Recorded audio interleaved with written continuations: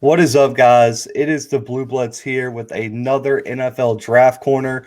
We move on to Atlanta. Kind of personal to me. Went to Auburn. I know a bunch of Falcons fans, but we got two guys who I can't believe are on the podcast. Both are part of the Atlanta Falcons UK group.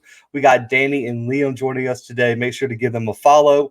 They're also part of the Undrafted Sports team, man. We just launched that this week. Big announcements today on our episode, but guys, I appreciate y'all joining me. Thank you for having us on. Absolutely, but we got to get to last season. I know it's probably not the best topic to talk about. I know we probably won't hash it out too much, but it was a 4-12 year. A lot of just, I guess, turmoil, especially with onside kicks and things like that. But outside of that, what was y'all's opinion on last season? Go on, Liam. I'll let you get going on this one. Just causes pain. Yeah. Overall, it was obviously a very poor season. I think we saw ourselves, although our record doesn't really show it. We were nearly good, should we say? We didn't get blown out in many games. We were competitive in most of them. It's just silly errors and mental lapses that actually ended up costing us a lot more games than we should have done. So I think although it really looks bad on the record, I don't think we're probably as worried as some of the other teams that are down there in terms of how far behind we are.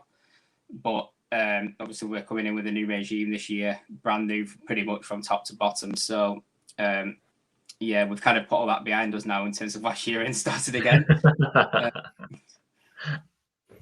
Man, I completely understand. I mean, for me, when I look at the Falcons, I see someone who's just like one or two pieces away from really contending for a playoff spot. When I look at someone maybe like the Bengals or the Jets or something, I'm like, okay, they need like 6-7 pieces. Like they're a long ways away. But like you said, the Falcons are right there. And it wasn't too long ago that, you guys were in the Super Bowl really competing for the big trophy. But man, looking at the all season, what was y'all's thoughts on how the Falcons have handled the all season so far? Free agency additions, some players you let go. Overall, what would y'all grade the all season as of now?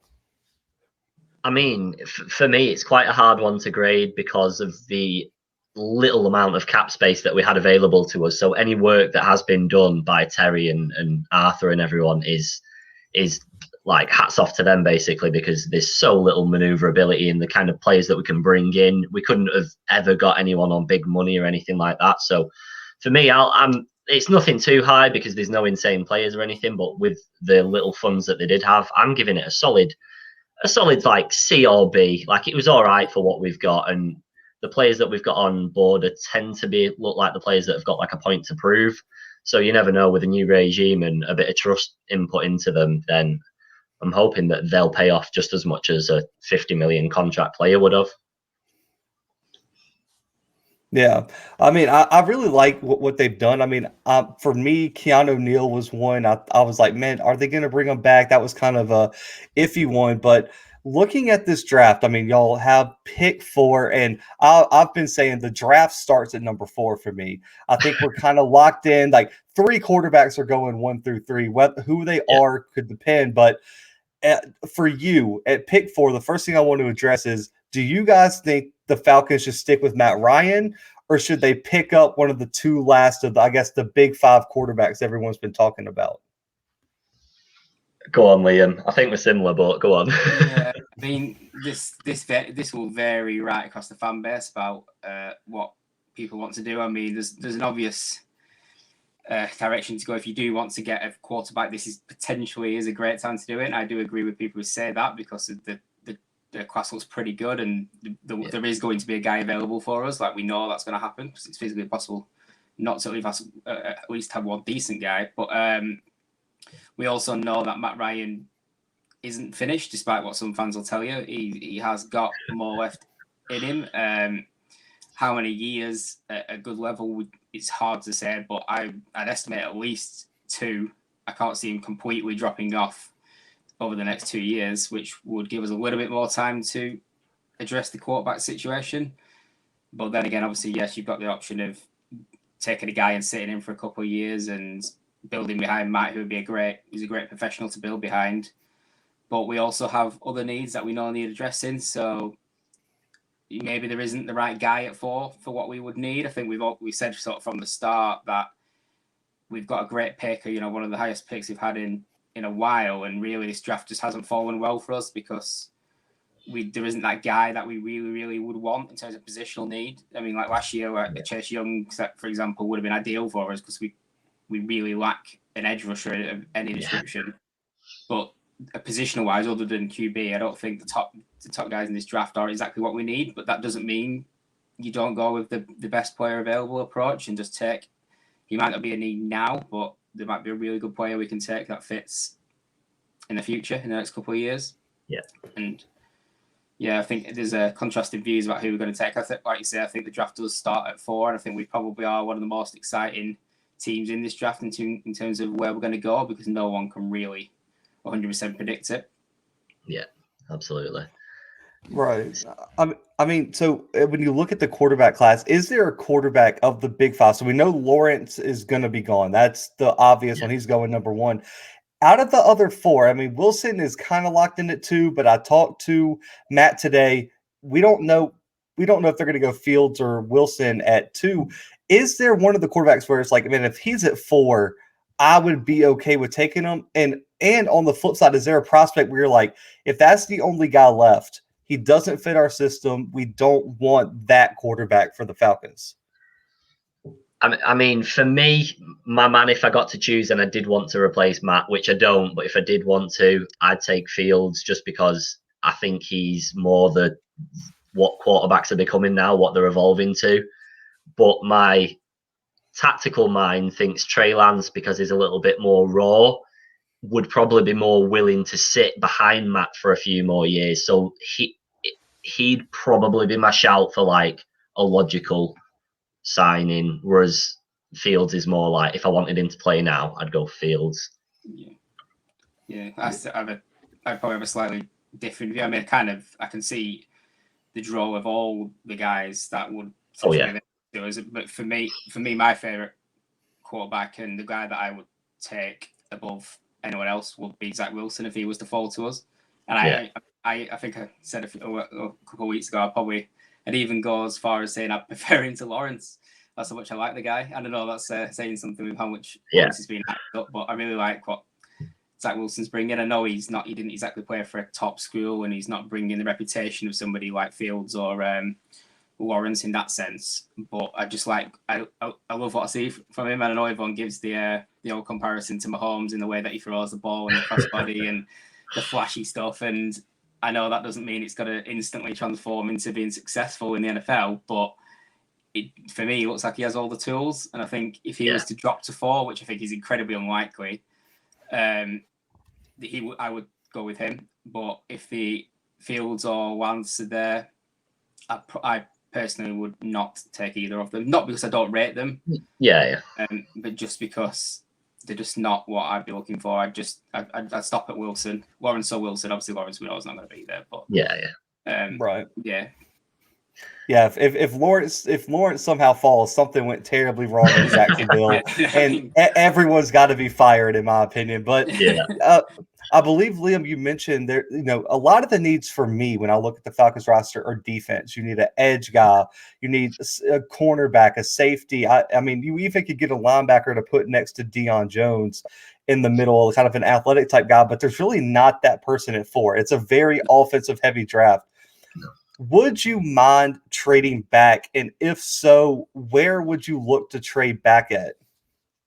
Yeah, well, we've been talking about this one. I mean, a lot of my preference is the trade back if available to us, but obviously it's got to be for the right package. The way we've sort of been judging it really is that I'm sure there'll be some teams further down interested in trading with us, but we don't really want to drop too far. I think we've sort of said for a while now that the Panthers were obviously one option. They were not an option that we like to trade with due to the division rivals. But as soon as they brought in Darnold, we kind of dropped that, and we think that that's probably not on the table anymore because they're at least going to roll with him for this year. So we've really said that the sort of the best trade back option for us is going to be Denver at 9. They do. I mean, I know they've got Drew Lock, but in my view, I don't really rate him too highly. And I think they would be very interested in a quarterback at 4. Whether they have their eye on a particular guy, and they're going to come hunting if he's still there. I'm not sure. I mean, if Fields does make it to 4, I could potentially see Denver get with the interest. But I would only be trading down for the right package, and I'd really want to milk some picks out of them. I'd be looking to get obviously the 9th pick, probably the 2nd round pick this year, the 1st round pick next year. I'd be looking at getting at least to trade that down to 9, just because I know that this is a highly rated quarterback class, and I think they potentially would be willing to give up that value to move to 4 to get him. So I think trading down to 9 would be very nice for us. I think that's about the earliest you'd be looking at a defensive player in this class. The very earliest. I still think even in the top 10, you're struggling to find a defensive player that is definitely a top 10 player. But I mean, there's a few shouts for Parsons, isn't there, at 9 and stuff. But even that, I agree with you, Liam, is pushing it a little bit. But how much further can you go down without risking losing them at that point, which makes you trade null and void, basically. But I'm like a lot of us, I'm team trade down. If we can get that 9th spot and just rack up some picks, we've got a lot more holes that need plugging as opposed to going for a quarterback. If we go for one, I'll back it, I'll support it. But I think we've got a lot more work that needs making out. And one thing that does concern me a little bit is Pitts, as in he's a stunning tight end, but that's a high, and he's arguably one of the best players in the draft, full stop, regardless of position. But that's such a high pick for a position that we don't need as an absolute, it's not a necessity. So it's a bit of a weird one, really. Yeah, I mean, that based on everything I've been reading, I mean, it's really because I don't think you guys need a wide receiver. You have Ridley and Julio there, and outside of Pitts, there's really not anyone to take at 4 for you guys because the offensive line looks fine to me. I think the offensive line is not bad in Atlanta. I mean, you maybe could go Sewell if you had to stay at 4, you didn't get an offer. But I'm like you guys. I really think the Broncos are going to throw the whole bank at you guys to get 4, especially if Fields is somehow there because the 49ers supposedly really like Mac Jones out of Alabama, which I think is arguably one of the worst decisions of all time. But we'll let that be. But moving on to the later rounds, guys. I mean, you guys also have a running back need, kind of. I mean, Ito Smith is decent, but he's not that star at running back. What players or positions are you guys looking at in the 2nd, 3rd, 4th rounds that you hope the Falcons address?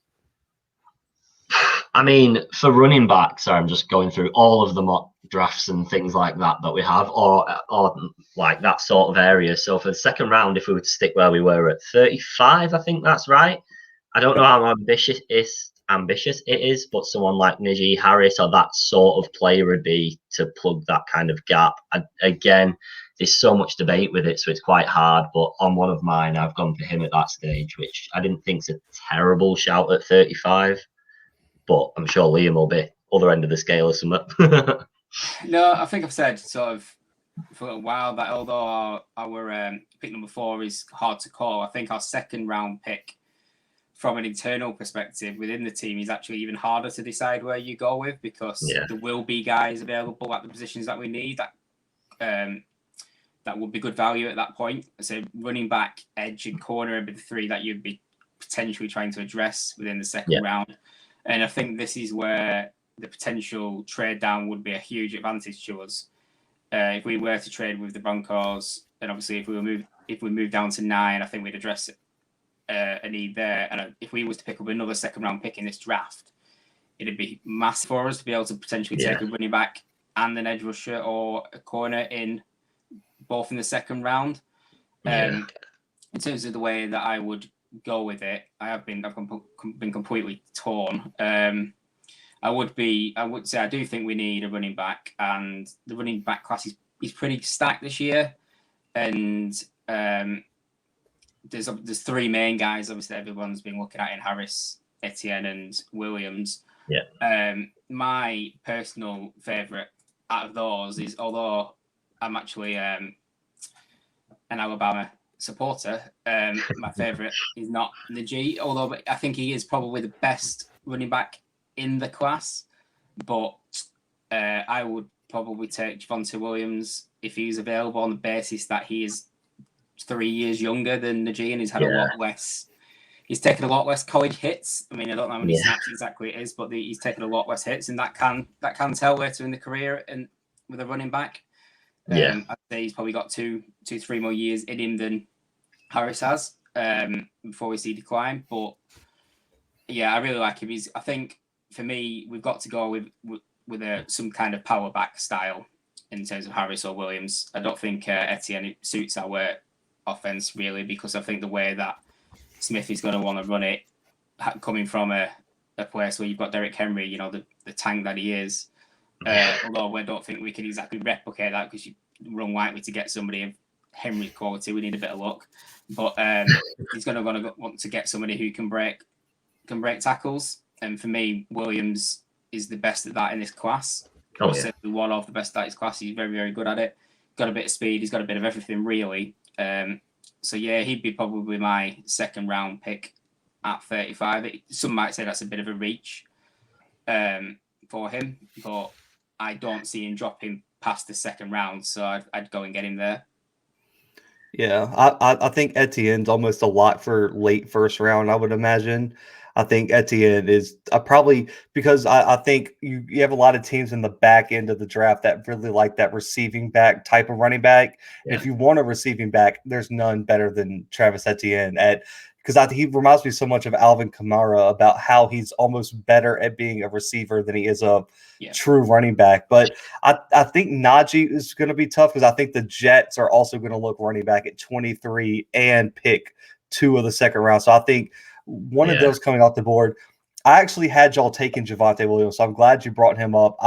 So for me, I'm a very big Javonte Williams supporter. I had him rated the second best running back in the class, even above Najee, just because, I mean, this kid runs so violently. You talk about breaking tackles, and it's because he runs 150% every time. And I believe he broke like 20 tackles in one game this year.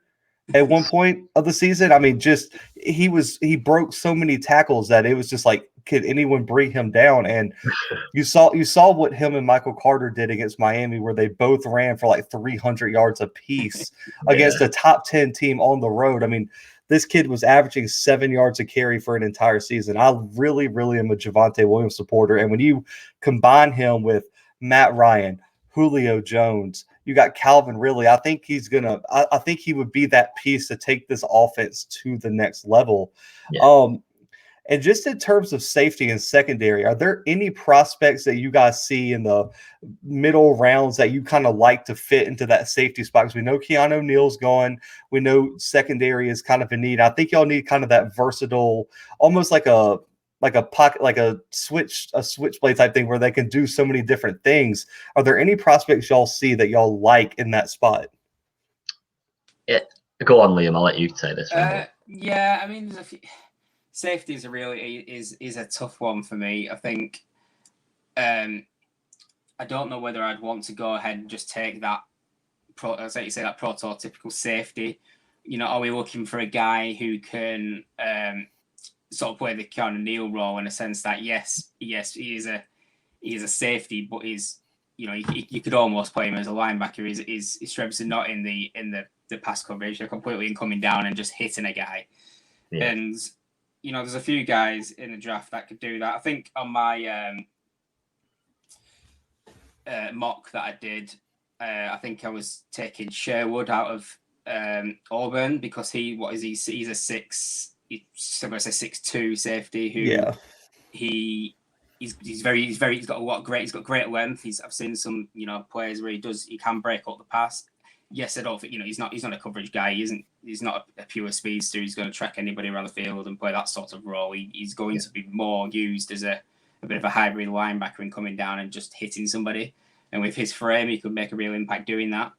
So he'd be a guy that I'd be looking to take. I think in terms of corner, I like Tay Gowan. I know he's a bit of a dark horse. I think some people are up on him, some people are down on him, and he's another one. I think he's another one. I think he's a 6'1" himself. He's got another one who's got great length, maybe similar to Terrell in the way that we took him. Not everybody was high on him, but we ended up doing it anyway.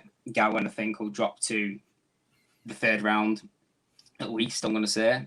He's got a bit of speed. He's got the attitude. He certainly highly rates himself. He's not afraid to doubt himself. I know I've seen him over the last few weeks. He's been referring to himself as the best corner in the draft on multiple occasions. So he'd be somebody that I'd like. I think players like Paris Ford were high up on people's list earlier than they are now. I think he's dropped off quite a bit. But I still don't think he's a bad option in terms of a safety. I think he brings... I think he'll meet our needs if we needed him. Other than that, I think for me, safety, I don't think it's a great safety class in my view.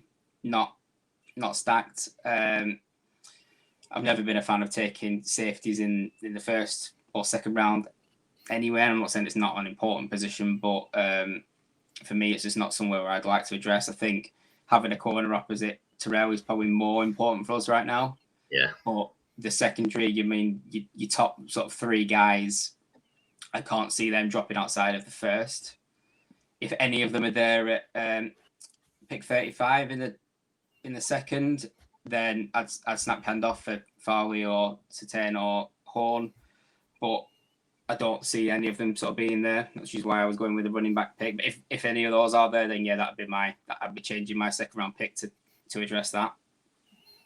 Yeah, I agree. I mean, especially with how Horn, has been flying up draft boards. He was kind of the supposed third option, but now he's almost a first option for some teams. But Farley's an interesting one. I think Farley could drop. He had that back surgery, and there's a lot of just hype about Horn and Surtain. So I wonder if he's going to fall. And then the kid out of Northwestern, blanking on his name right now, for some reason, but he.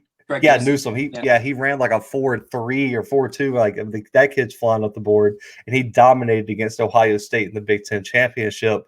So I like that, and I like Sherwood. Y'all see the Auburn jerseys in the background. I'm an Auburn alum, so I watched Sherwood his whole career. I really do like him, and he's kind of like that. Oh, he's not Jamal Adams, but he's almost like that Jamal Adams type of guy where he's not going to have a high coverage grade. He might not even have an interception, but he's that type of guy that could lead the team in tackles that you could rely on to step down in the box, but also be big enough, like you said, to break up some passes. He's just not that ball out playmaker type of safety. And, I'm looking at safety too. I think if there is one safety I would take at 35, I don't know if he'll be there because he might be a first round pick, and that's Trevon Moehrig out of TCU. I really like him.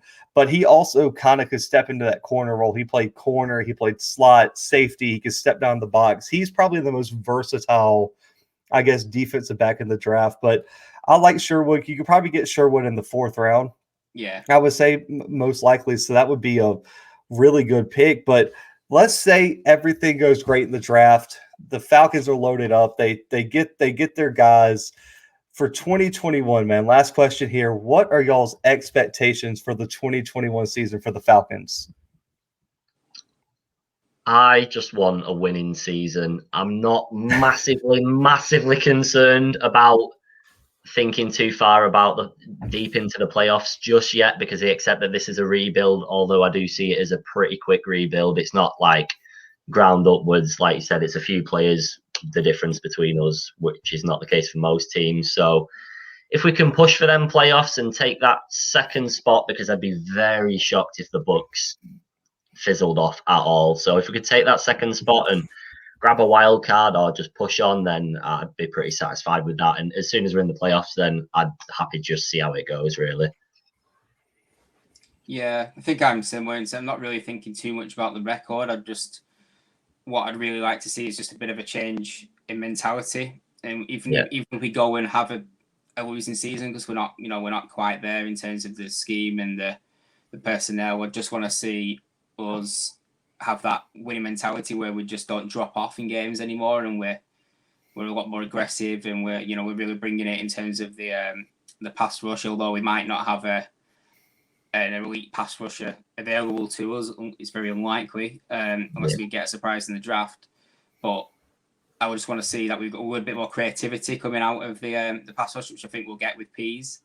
And just that bit more of a winning attitude, and not this, the whole letting everybody back in the fourth quarter just needs to stop. And we all kind of put that down to coaching over any everything else.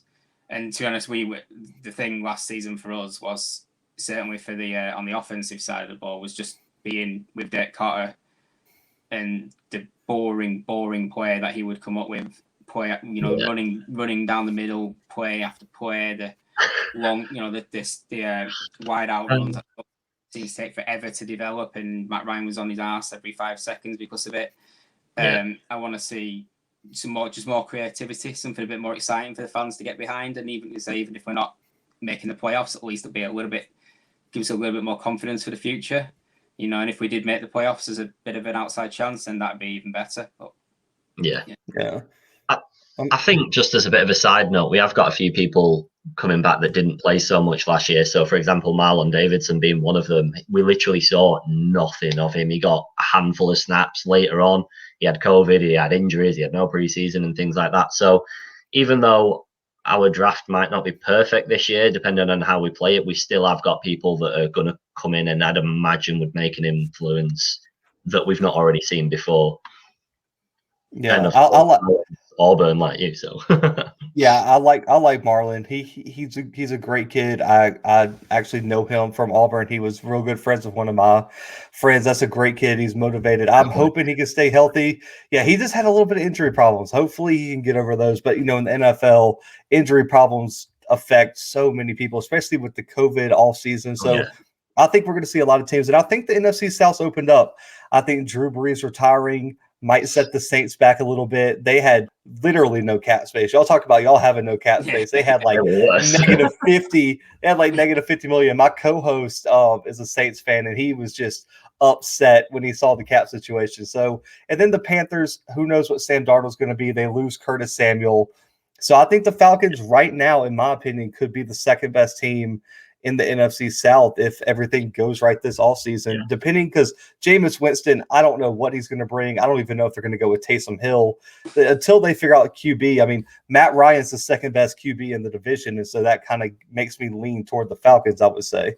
Yeah. I mean, primarily, we got to keep him upright because that's not happened for 3 seasons straight now. So. Yeah, I mean, hopefully the offensive line comes through. But guys, I appreciate y'all joining me, man, coming all the way from the UK, the first people from the UK to be on the podcast. But where can our listeners find y'all, man? I know there are actually shockingly a lot of Atlanta fans that listen to this podcast because of where me and my co-host being from Alabama. So where can they find all y'all's Falcons content? Where can they find y'all on social media and everything?